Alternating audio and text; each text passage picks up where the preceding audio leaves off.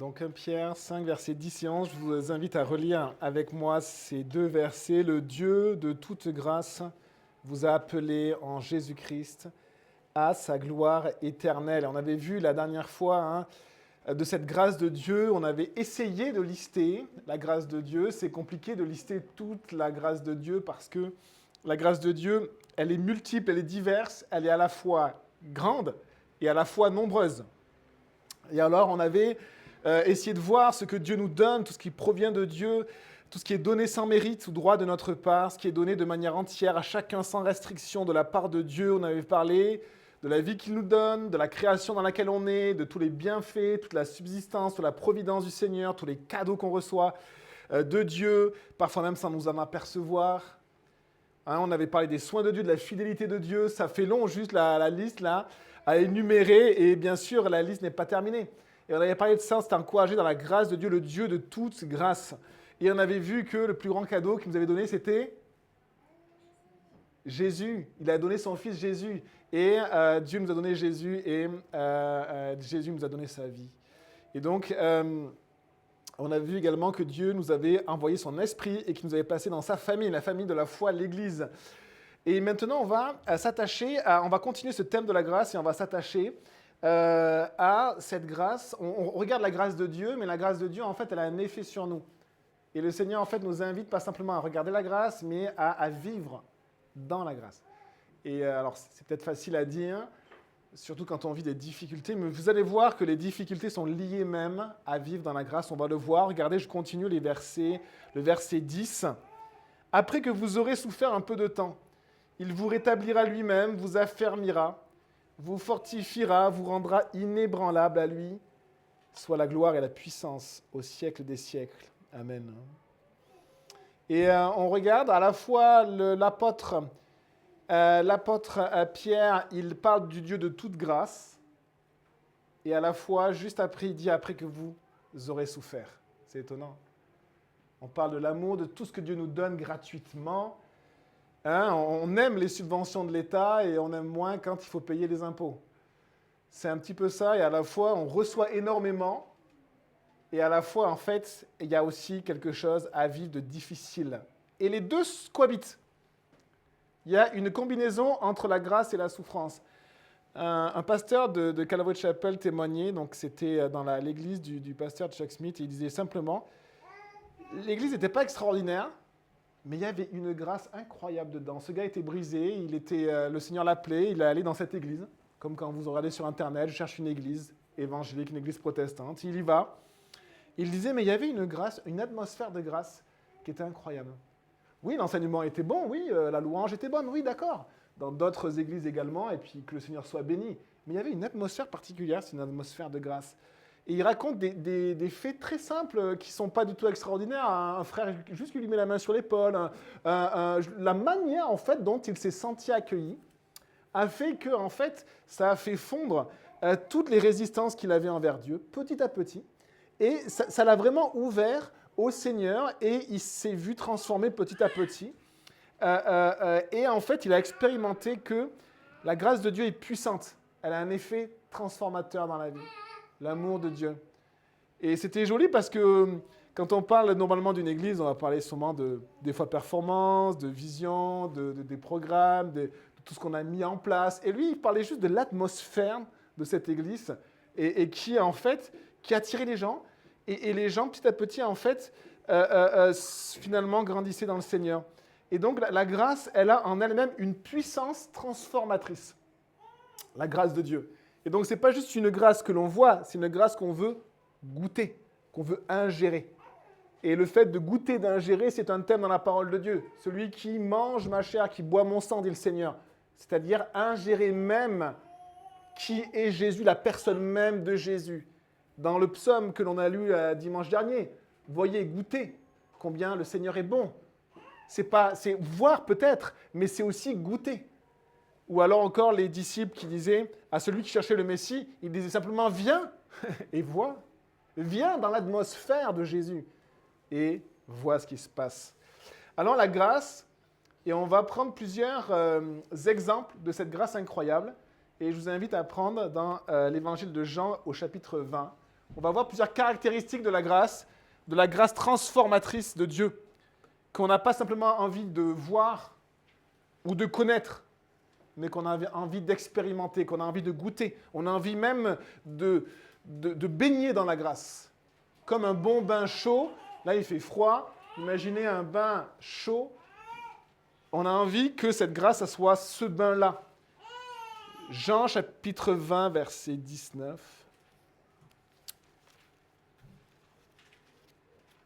La grâce, elle traverse les murailles. On a tendance,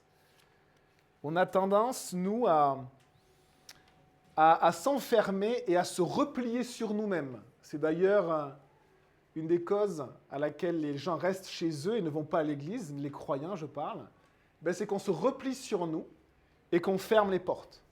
On a cette tendance-là, le Covid n'a pas aidé,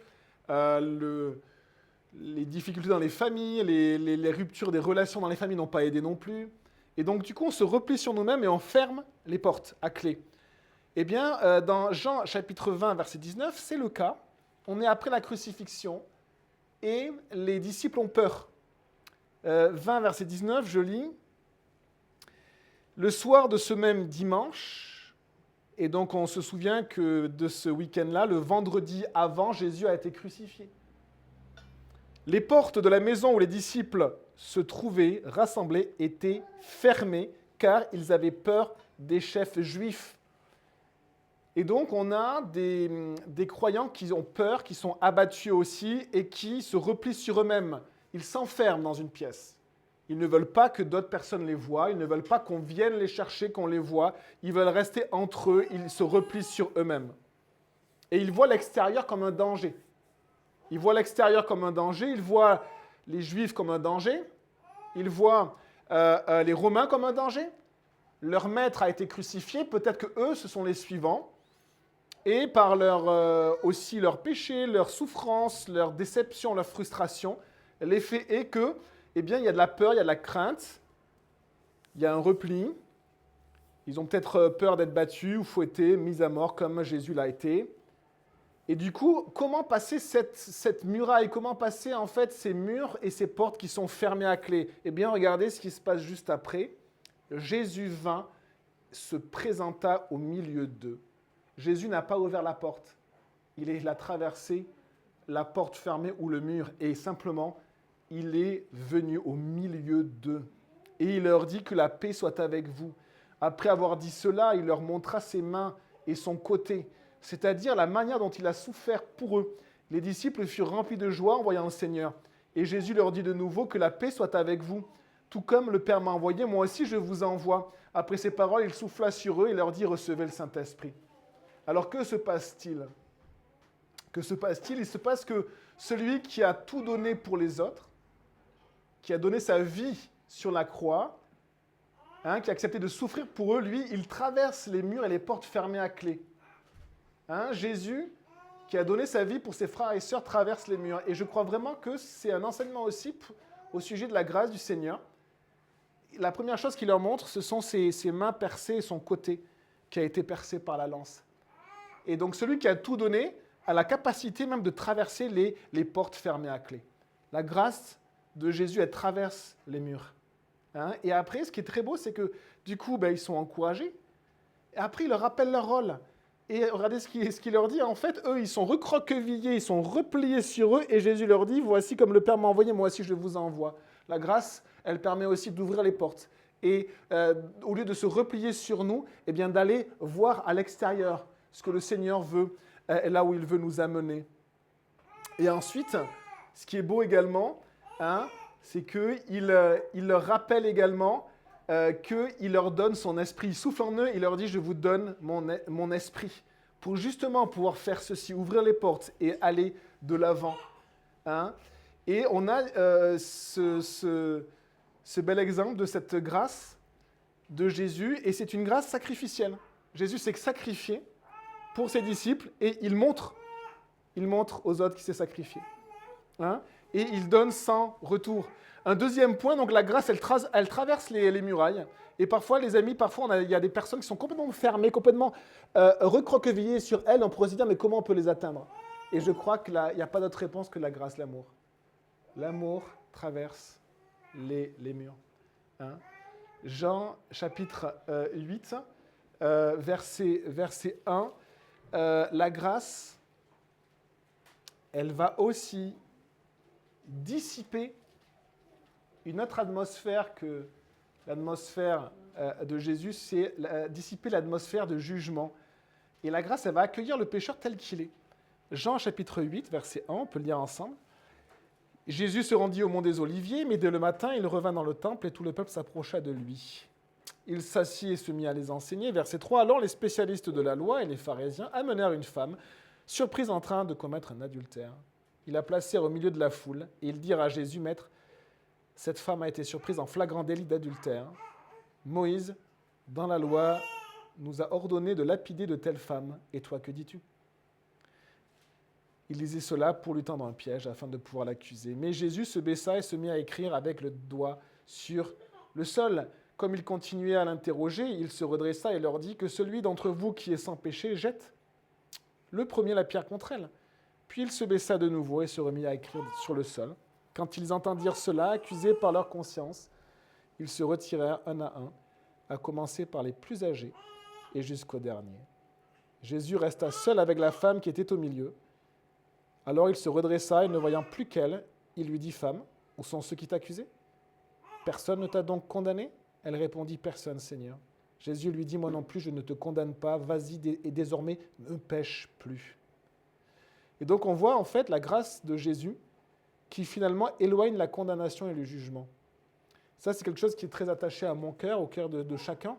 C'est le fait de cibler en fait le péché de l'autre. On cible ce qui ne va pas chez l'autre. Et finalement, on a du mal à voir le péché qui est en nous, ou le péché que Jésus nous a pardonné. Et on a ceci, on a au verset 6, hein, que les spécialistes, ils sont dans l'accusation. Ils trouvent une femme qui a commis un des péchés les pires, l'adultère, et elle mérite vraiment la mort. Elle mérite vraiment la mort. Et quand on pêche gravement, nous aussi, on mérite la mort. Et donc, ils sont dans l'accusation, dans le jugement, et pour eux, c'est un juste jugement. Pourquoi ? Parce que de cet acte-là mérite la mort. Mais Jésus a une autre attitude. Et au verset 7, il dit que celui d'entre vous qui est sans péché jette le premier la pierre contre elle. Et donc, Jésus montre que l'attitude de jugement, si on veut être juste, eh bien, doit être pour tous. Ça veut dire que si on veut être juste envers cette femme, il faut qu'on soit juste aussi envers nous. La femme mérite le jugement parce qu'elle a péché, mais du coup, si on applique le jugement sur cette femme, on doit aussi appliquer le jugement sur ma vie. Et du coup, c'est ce que le Seigneur dit. Il a dit, d'accord, vous avez raison. Dans ce cas-là, on va la mettre à mort parce qu'elle mérite la mort. Par contre, celui qui n'a pas péché, merci ma sœur, celui qui n'a pas péché, qui jette le premier la pierre contre elle. Et souvent, on peut avoir une attitude, moi le premier, d'accusation envers mon frère ou ma sœur de ses péchés. Et si on a une telle attitude, en fait, il faut juste réaliser que Jésus nous dit, d'accord, tu as raison. Ton frère et ta sœur est difficile à vivre et il a des péchés. Et donc, tu peux effectivement l'accuser si toi-même tu n'as pas péché. Et c'est là où on est repris. Parce que quand on est dans l'atmosphère du jugement, qui résiste ? Qui peut résister ? Et en fait, on réalise que souvent, on voit les autres et on a du mal à se voir nous-mêmes. Hein ? Et là, ici, Jésus montre vraiment la vraie atmosphère de justice. C'est que oui, elle a péché, mais moi aussi j'ai péché. Et donc, en fait, on rentre dans une autre atmosphère. Quand on réalise cela, c'est une atmosphère de grâce. C'est de se dire, moi aussi, je suis sous le jugement de Dieu. Moi aussi, j'ai été pardonné. Moi aussi, j'ai commis des choses. Regardez ce que Jésus fait juste après, verset 8. Puis il se baissa de nouveau et se remit à écrire sur le sol. Il y a des pasteurs qui pensent que quand Jésus écrivait sur le sol, il écrivait les péchés des gens, du plus vieux, parce qu'il connaissait les cœurs. Vous avez ce verset qui dit, lui, il connaissait les cœurs. Et il écrit que le plus vieux, là, qui a peut-être la plus grosse pierre, qui voulait jeter ça avec aigreur contre cette femme, eh bien lui, il connaissait les cœurs, il écrit simplement son plus gros péché sur le sol. Et puis son deuxième plus gros péché, et puis le troisième. Et après, il passe au suivant. Et imaginez, alors c'est peut-être pas le cas, on ne sait pas ce qu'il a écrit, mais en tout cas, c'est l'éclairage que Jésus apporte ici. On a un éclairage sur le défaut des gens, ben Jésus nous apporte un autre éclairage sur nos propres défauts. Et là, du coup, là, c'est la justice. Là, c'est plus équilibré. Et voilà, nous, on manque d'équilibre. Avec nos opinions également, on est toujours en fait d'accord avec soi-même. Hein. On a des opinions et puis on est souvent en accord avec nous-mêmes. Ben, Jésus nous apporte un autre éclairage. Et alors, du coup, qu'est-ce que font ces personnes-là? Ben, quand ils entendent dire cela, accusés par leur conscience, ils se retirèrent, un à un, à commencer par les plus âgés et jusqu'au dernier. Et donc, Jésus dissipe l'atmosphère de jugement. Et du coup, il n'y a plus personne pour l'accuser. Ça, c'est étonnant, il n'y a plus personne. Les gens même partent d'eux-mêmes dans cette atmosphère, qui est une autre atmosphère, qui est une atmosphère de grâce. Et il va du coup s'adresser à la femme, et il va lui dire, mais du coup, où sont tes accusateurs? Et la femme, du coup, n'est plus accusée. Et ça serait vraiment beau si dans notre Église, moi le premier, chacun d'entre nous, on puisse avoir cette atmosphère et que les gens ne se sentent pas accusés. Quel qu'il soit, quelle que soit leur vie, mais qui ne se sentent juste pas accusés. Et qu'ils soient là, qui rentrent, et on les accepte tels qu'ils sont, mais regardez ce que Jésus dit. Moi non plus, je ne te condamne pas. Vas-y, et désormais ne pêche plus. Et c'est vraiment l'atmosphère de grâce qui vient avec l'atmosphère de vérité. Et la vérité parle du péché aussi d'une manière simple, vraie. Et cette atmosphère de grâce, qu'est-ce qu'elle va faire? Elle va nous aider à voir finalement qu'on a besoin de changer. On a besoin d'arrêter les adultères, d'arrêter les mensonges, d'arrêter les vols, d'arrêter cette double vie, d'arrêter l'idolâtrie, de ne pas placer Dieu en premier, et petit à petit de se laisser transformer par cette atmosphère-là. Et donc, c'est vraiment la puissance de la grâce. Hein? Dieu a la puissance de nous restaurer. Et cette atmosphère de grâce, on peut s'en souvenir de cette femme-là, adultère, qui méritait la mort. Hein? Ben, l'atmosphère de grâce de Jésus, elle est propice à grandir en Jésus, à être transformée. Ensuite, dans 1 Pierre 5, on l'a lu, hein, on lit ceci, c'est assez étonnant. L'atmosphère de grâce va être liée à quelque chose d'étonnant, on en a un petit peu parlé, c'est la difficulté. 1 Pierre 5, et donc au verset 10. Le Dieu de toute grâce vous a appelé en Jésus-Christ à sa gloire éternelle. Après que vous aurez souffert un peu de temps, il vous rétablira lui-même, vous affermira, vous fortifiera, vous rendra inébranlable. Et donc, après que vous aurez souffert un peu de temps, dans toutes les grâces de Dieu, on parle de Dieu de toute grâce, on reçoit toutes les grâces de Dieu, et bien, après que vous aurez souffert un peu de temps, il y a des contraintes, il y a des difficultés qui sont associées, c'est assez étonnant ce verset. Pour nous, la grâce, c'est plutôt la liberté, c'est que je suis libéré de toutes mes chaînes, c'est que j'ai plus aucune contrainte, et que la vie va bien, je suis dans la grâce de Dieu. Ben non, je suis dans la grâce de Dieu et je vis en parallèle de la souffrance. Hein? Le Dieu de toute grâce vous a appelé après que vous aurez souffert un peu de temps. À la fois, on est dans la grâce du Seigneur qui nous appelle, et à la fois, on vit un temps, pour un peu de temps, un temps, aussi de difficultés et de contraintes. Et le mot souffrir, hein, c'est aussi le mot endurer, ressentir du mal, des difficultés. Et il combine les deux et il nous montre quelque chose d'étonnant, c'est que la difficulté fait partie aussi du chemin.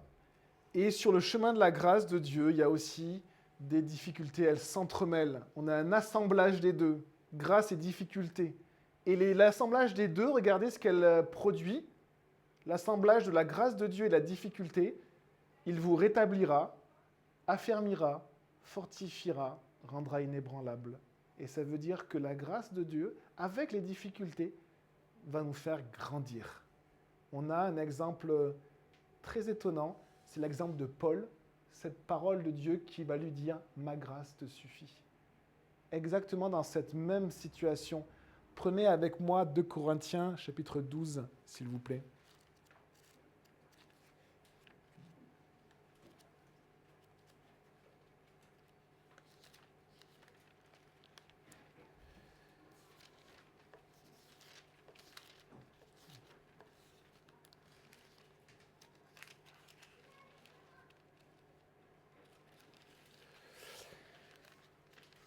2 Corinthiens chapitre 12, verset 7. Donc Paul, il parle de ce qu'il a vécu, de ce qu'il a expérimenté, une expérience avec le Seigneur qui est vraiment très très forte. Et 2 Corinthiens chapitre 12 et verset 7, il est dit ceci, au milieu du verset, j'ai reçu une écharde dans le corps. Donc une écharde, je ne sais pas si vous travaillez des fois un petit peu le bois ou autre, et des fois on a une écharde qui rentre dans la peau. C'est pas grand-chose, ça nous fait mal, et des fois même on a du mal à utiliser nos mains à cause de cela. Ça nous gêne, c'est toujours une gêne pour bien travailler, une gêne pour le déroulement normal de notre journée, de nos activités, une écharde dans le corps. Et il dit même un ange de Satan pour me frapper et m'empêcher de m'enorgueillir. Et donc on voit qu'on a vraiment des difficultés, une sorte d'opposition qui est présente, qui est latente chez Paul. Alors on a pensé à plusieurs choses, on ne sait pas ce que c'était, un problème à l'œil parce qu'il n'écrivait pas ses lettres de lui-même, il fallait qu'il y ait des gros caractères, donc peut-être qu'il avait un problème au niveau de la vue, au niveau de l'œil, quelque chose peut-être qui coulait, ou qui l'empêchait de bien voir, qui lui faisait mal, et qui le gênait dans son ministère. Et ça le gênait même pour servir le Seigneur. Et lui, en fait, il avait envie de servir mieux le Seigneur. Et son opinion naturelle, c'est de dire, mais Seigneur, enlève-moi ça. Comme ça, je vais te servir mieux. Et regardez la réponse du Seigneur. 3 fois, j'ai supplié le Seigneur de l'éloigner de moi, verset 9, et il m'a dit, ma grâce te suffit, car ma puissance s'accomplit dans la faiblesse. Et c'est assez étonnant, imaginez, c'est comme si l'apôtre Paul, ici, a quelque chose de désagréable, qui l'handicape constamment, qui reste tout le temps. Et il dit à son Dieu, mais Seigneur, c'est dur, c'est vraiment dur. Et Dieu lui répond, ma grâce te suffit. Il lui dit, mais Seigneur, ça m'handicape, c'est même désagréable, c'est même douloureux. Et le Seigneur lui répond une deuxième fois, ma grâce te suffit. Et Paul, une troisième fois, dit, mais Seigneur, j'en peux plus, c'est vraiment difficile, enlève-moi ça. Et le Seigneur, 3 fois, lui va lui dire, mais ma grâce te suffit. Ma grâce est là. Et ma puissance travaille en toi dans la faiblesse. Et on a encore cette combinaison des deux vérités que le Seigneur nous apporte dans sa parole, c'est la grâce du Seigneur et les difficultés. Elles sont combinées. Des fois, on aimerait avoir que la grâce de Dieu. Et les richesses, et le succès, bref. Et là, on a la grâce du Seigneur et les difficultés. Et le Seigneur dit, oui, je sais, mais ma grâce te suffit. Ma grâce, elle est puissante en toi. Et elle est puissante au travers de tes difficultés. Et pour grandir, les amis, parfois, on est amené à vivre des difficultés pour goûter à la grâce de Dieu. Pour goûter à la grâce de Dieu. Et c'est un travail aussi de la grâce de Dieu, de nous faire réaliser qu'on est limité, qu'on n'est pas si compétent que ça, qu'on n'est pas tellement digne, qu'on n'est pas tellement capable, qu'on n'est pas tellement grand. Et la difficulté va éprouver mon être en profondeur. Et la grâce de Dieu va m'amener à faire quoi? Eh bien, déjà à supplier, à vouloir être libéré de cette difficulté. Et le Seigneur me dit, ma grâce te suffit. Et elle va m'amener à accepter. À accepter, eh bien, mon incapacité, accepter ma situation. Et ça aussi, c'est vraiment la grâce de Dieu qui va faire ouvrir une porte dans mon cœur, vraiment au Seigneur. À goûter de manière particulière et profonde à la grâce de Dieu. Paul ne voulait pas se satisfaire de sa situation. Il voulait plus, il voulait servir le Seigneur encore plus, à sa manière peut-être, d'une meilleure manière. Et ses envies étaient louables. Mais le Seigneur n'a pas accédé à sa demande. Et expérimenter la grâce de Dieu est mise par Dieu au-dessus même du fait de le servir plus efficacement. Et parfois, pour nous, être un bon serviteur, selon moi, un bon serviteur de Jésus, il y a aussi être un bon serviteur selon Dieu. Et on apprend, on est sur le chemin de Dieu, ce chemin de grâce et de difficulté, Dieu nous fait apprendre. Qu'est-ce que c'est qu'être un meilleur serviteur selon Dieu? Nous, on commence sur le chemin de la vie chrétienne où on veut être un bon chrétien selon moi, et la grâce va nous transformer petit à petit, et on va apprendre à voir un petit peu mieux ce que c'est qu'être un bon chrétien selon Dieu, un bon serviteur selon Dieu. Regardez ce que le Seigneur dit dans ce texte incroyable. Donc, il répond au verset 9 dans 2 Corinthiens 12 à Paul, il dit « Ma grâce te suffit ». Regardez ce qu'il dit, hein. « Car ma puissance s'accomplit dans la faiblesse. Aussi, je me montrerai bien plus volontiers fier de mes faiblesses, afin que la puissance de Christ repose sur moi. » Ça veut dire que Paul a appris à accepter ses faiblesses. Et d'ailleurs, c'est souvent ce que disent dans tous les cours de leadership, vous avez les grands professeurs qui disent « Allez, la qualité numéro 1 d'un leader, c'est de connaître ses faiblesses et ses limites. » C'est intéressant parce que ça recoupe ce qui est dit là. Hein? Fier de mes faiblesses, afin que la puissance de Christ repose sur moi. Il a vu qu'alors qu'il était brisé et qu'il était dans la faiblesse extrême, eh bien, la puissance de Dieu agissait d'une manière encore plus forte que par ses compétences. Et Paul était un homme très compétent. Il connaissait la Bible par cœur. Il avait une connaissance incroyable. Il avait un discernement incroyable. Malgré cela, eh bien, c'est dans la faiblesse que Dieu l'utilisait le plus. C'est pourquoi, verset 10, « Je me plais dans les faiblesses, dans les insultes, dans les détresses, dans les persécutions, dans les angoisses, pour Christ, car quand je suis faible, c'est alors que je suis fort. »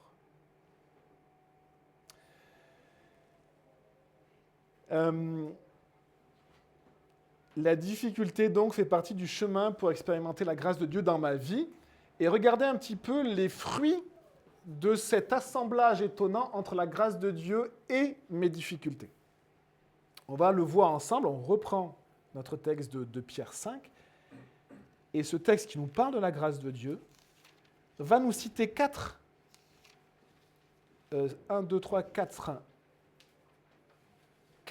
termes, 4 verbes pour nous indiquer les fruits de cet assemblage entre le Dieu de toute grâce et mes difficultés également que j'expérimente. Le premier terme, c'est « Il vous, donc après que vous aurez souffert un peu de temps, il vous rétablira lui-même. » Rétablir, c'est le mot kathartizo en grec, qui veut dire redresser, ajuster, compléter, raccommoder ce qui a été abîmé, réparer, équiper et mettre en ordre. Ça veut dire que le fait d'être dans la position de Paul, à la fois d'expérimenter la grâce, être dans les difficultés et d'accepter vraiment ce pas d'acceptation, fait que dans cette grâce-là, eh bien le Seigneur, qu'est-ce qu'il fait? Il répare notre âme. C'est une action réparatrice. C'est fabuleux. Vous savez ce que Jésus dit? Jésus, c'était presque la personnification, c'est un peu bizarre de dire ça, mais de la grâce du Seigneur. La parole s'est faite chair, s'est incarnée. La grâce était répandue sur ses lèvres. Les gens, ils voulaient juste entendre Jésus, quelques mots de Jésus, parce que ça les nourrissait pour plusieurs jours. Et Jésus, qui guérissait en plus les malades, a dit ceci: pour être guéri, il faut savoir qu'on est malade. Un médecin ne peut pas guérir les bien portants. Eh bien, c'est ça la grâce. La grâce, c'est de réaliser que je ne suis pas qu'est-ce qu'on a dit, pas aussi compétent, que je suis peut-être malade intérieurement, que j'ai des gros défauts, que je suis vraiment pécheur profondément de naissance et aussi en action, je suis pécheur. Eh bien, qu'est-ce que fait la grâce de Dieu quand je réalise ça? Elle me répare. La grâce réparatrice de Dieu. Deuxièmement, affermir. Sterizo, on a l'impression qu'on lit de l'italien. Sterizo qui veut dire rendre stable, placer fermement, fixer, fortifier, renforcer, rendre ferme, rendre constant. Intéressant. Je suis malade, je vais dans la grâce du Seigneur qui me répare. Et qu'est-ce qui est l'action réparatrice de Dieu va me rendre stable. Les amis, l'instabilité, c'est un des facteurs les plus nuisibles pour nous, que l'on voit, qui est tellement répandu. L'instabilité, c'est passer de quelque chose à quelque chose d'autre. Je suis ballotté, ça et là. Je vais d'un endroit à l'autre, d'un projet à l'autre, d'une idée à l'autre. Je suis inconstant d'une doctrine à l'autre, d'une église à l'autre, d'un conjoint à l'autre, d'un frigo à l'autre. On fait ça aussi, le frigo, il n'a pas la couleur qu'on veut, alors on achète autre chose, on remplace, on est instable. Et l'idée, ce n'est pas de vivre comme il y a 50 ans et de ne rien acheter de plus, c'est pas ça, mais c'est cette instabilité d'aller d'un endroit à l'autre, de passer toujours d'une chose à l'autre. Et qu'est-ce que fait la grâce de Dieu? Elle me rend stable. Vous savez, c'est comme quand vous faites pousser des grains de blé ou des arbustes ou des arbres. Vous faites pousser ceci et vous avez plusieurs étapes dans la croissance. Vous avez une petite tige qui souvent pousse assez rapidement de la graine. Et quand la petite tige poussera assez rapidement, c'est un petit peu l'image de la parabole des terrains, vous pouvez prendre très facilement la tige et l'enlever. Mais après, donc elle pousse, mais en même temps, les racines vont pousser. Et ce qui est très étonnant, c'est qu'il y a quelques racines qui ont poussé, mais qui ne sont pas du tout assez solides pour maintenir ce brin de vie dans la terre. Et que jusqu'à une certaine étape, on peut vraiment la déplacer et on peut être ballotté ça et là. Ou on peut être renversé très facilement. Et à un moment donné, vous avez les racines qui vont prendre. Et un jour, vous essayez d'enlever la tige et ce n'est plus possible.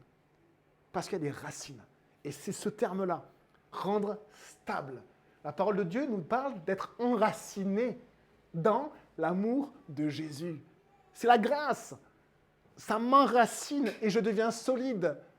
Et du coup, j'arrête de passer d'un endroit à l'autre, de constamment d'aller de déménagement en déménagement, que ce soit physiquement ou que ce soit plutôt spirituellement. Vous savez, de passer toujours d'un endroit à l'autre.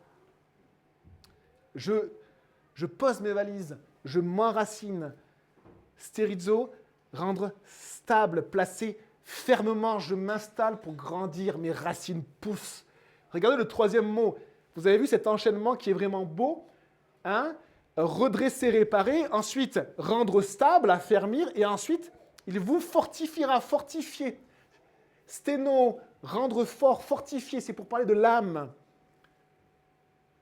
Parfois, on manque de force pour accomplir ce que le Seigneur me demande. Le Seigneur me demande de faire quelque chose, mais je ne peux pas. On le voit dans toute l'histoire de la Bible, quand Dieu dit à Moïse, « Va libérer mon peuple ». Non, là, j'ai essayé il y a 20 ans ou 40 ans d'ailleurs. Non, je me suis déjà cassé les dents une fois, je ne peux pas. Et qu'est-ce que lui répond le Seigneur? Mais vas-y, si, tu le feras, parce que ce n'est pas par ta force, c'est par ma force. Vas-y.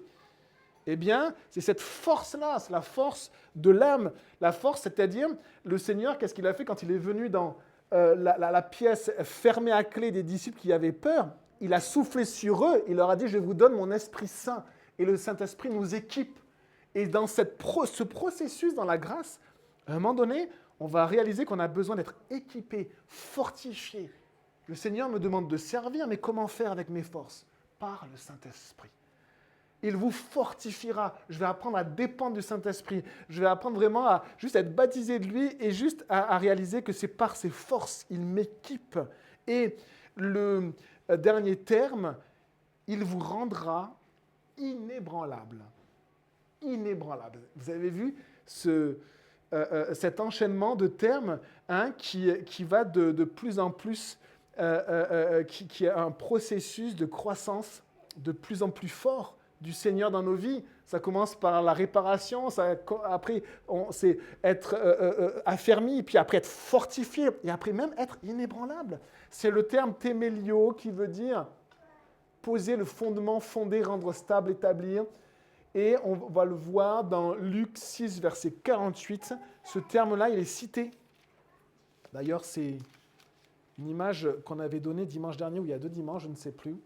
Luc 6, verset 48, c'est, vous savez, cette parabole de l'homme sage et de l'homme fou. L'homme fou qui a construit sa maison sur du carton, non, sur du sable. Et l'homme sage qu'il a fondé sur le roc. C'est tellement beau de se dire on peut être fondé sur le roc. En fait, c'est exactement le terme qui est cité si vous lisez Luc 6, 48. Donc, on parle de cet homme qui a creusé sa maison jusqu'au roc. Il dit il ressemble à un homme qui, pour construire une maison, a creusé profondément et a posé les fondations sur le rocher. Alors, vous avez vu le processus. Hein. Creuser profondément. Hein, c'est pas juste 3 pelletés, et puis vite, on construit. C'est creuser profondément et a posé les fondations sur le rocher. Une inondation est venue. Le torrent s'est jeté contre cette maison. Et dans le texte parallèle de Matthieu, il y avait aussi les vents qui soufflent contre la maison. Et qu'est-ce qu'il est noté? Le torrent s'est jeté contre cette maison sans pouvoir l'ébranler parce qu'elle était fondée sur le roc, littéralement, parce qu'elle était inébranlable, témélio, inébranlable, bien bâtie. Et c'est vraiment beau de voir le résultat de ce processus de grâce. C'est que face aux épreuves, face aussi aux inondations, aux difficultés, à ce qui peut frapper nos vies ou les fragiliser, face également aux vents qui soufflent. Et il y a des vents qui soufflent dans le monde, des vents qui soufflent. Et parfois, quand on n'est pas enraciné, on est comme une balle, vous savez, l'enveloppe du grain, qui vole ça et là.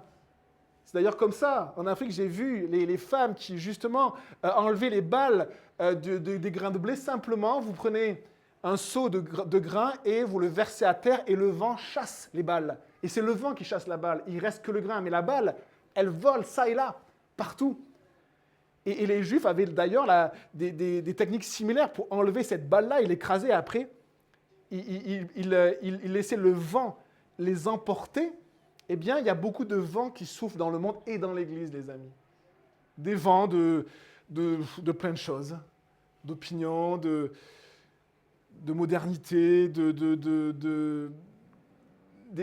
idéologies, que ce soit dans le monde, et parfois, nous, on est emportés. On suit, ah tiens, c'est intéressant. Ah oui, ah non, c'est intéressant. Et puis tous les 3 ans, on change comme ça de cap. Eh bien, notre maison ne sera pas solide. Et là, ici, la parole de Dieu nous dit, hein, l'inondation est venue, les torrents sont venus, le vent a soufflé, sans pouvoir l'ébranler. Sans pouvoir l'ébranler. Le Seigneur souhaite qu'on ne soit pas des arbustes sans racines, que l'on peut déterrer juste d'un petit mouvement de main et replacer à notre endroit, mais qu'on soit des arbres, des arbrisseaux avec des racines profondes telles qu'on ne peut pas nous enlever, nous arracher, sans pouvoir l'ébranler, sans flancher, sans s'effondrer, sans être emporté par le vent. Alors voici cet enseignement sur la grâce du Seigneur. Et on voit, les amis, dans la parole de Dieu, hein, l'atmosphère de grâce qui entoure Jésus. Et c'est très étonnant parce que dans la parole de Dieu, les miracles, souvent nous on est frappés par les miracles, on cherche les miracles, la gloire de Dieu. Ben en fait, la gloire de Dieu et les miracles, souvent, naissent d'une atmosphère de grâce. C'est-à-dire que ce qui est plus important pour Dieu que le fabuleux, l'exceptionnel, ce qu'on va pouvoir dire, dans notre Église, on a des miracles. Oui, mais et alors? Dans notre Église, j'espère qu'on a surtout Jésus. Parce qu'il y a des gens qui font des miracles qui n'appartiennent pas à Jésus, sachez-le. Hein. Nous, on veut Jésus. Si Dieu fait les miracles, merci, il en a déjà fait dans cette Église, il en refera, mais c'est lui qui le fait. Jésus, ben en fait, c'est l'atmosphère de grâce. Il est marqué dans Actes. Quand il y a beaucoup de miracles de la part des apôtres, il est marqué ceci, et une grande grâce reposait sur eux tous. C'est fabuleux qu'on puisse vraiment avoir envie de cette grâce, la grâce du Seigneur, et on peut juste réfléchir à cette atmosphère de grâce dans laquelle Jésus vivait. Souvenez-vous de la femme à la perte de sang.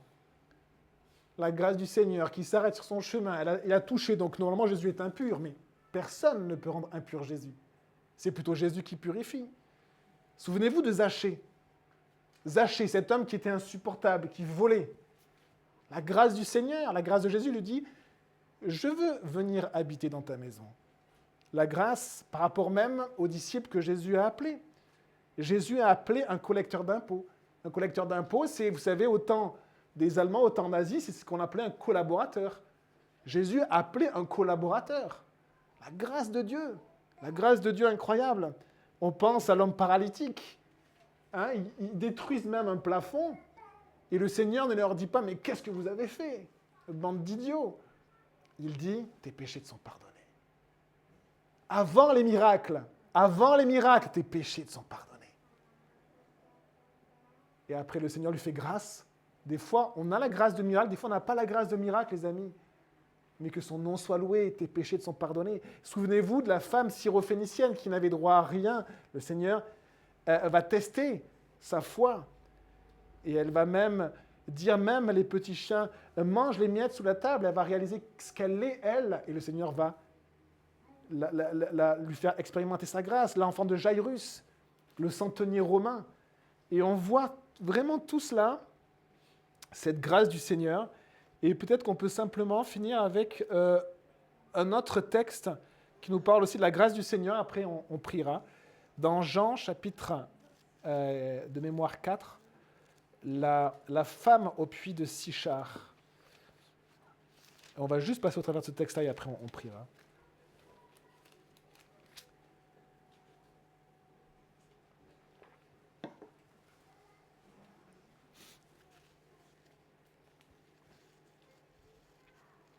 Alors, verset 3.